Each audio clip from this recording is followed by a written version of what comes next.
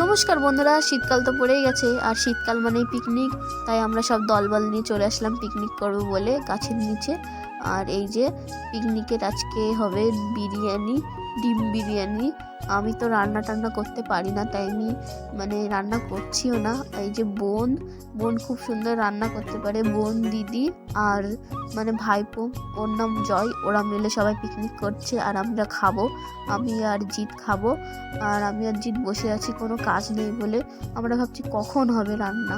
আর এই যে রান্না টান্না প্রস্তুত হচ্ছে। এই যে ভাতটা দিল, রাইসটা দিয়ে দিল।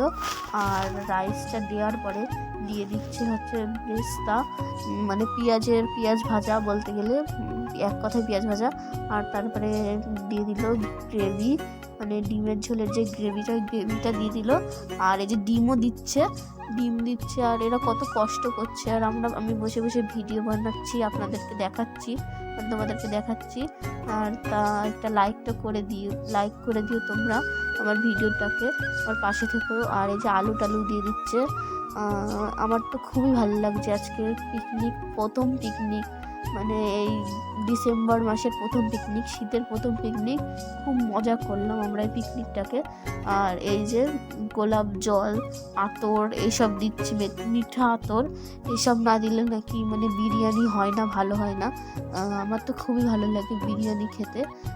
আবার এর মধ্যে আবার রাইস দিয়ে দিচ্ছে, ওর উপরে রাইস দিয়ে দেবে। আবার এই যে বিরিয়ানি হয়ে গেছে বন্ধুরা।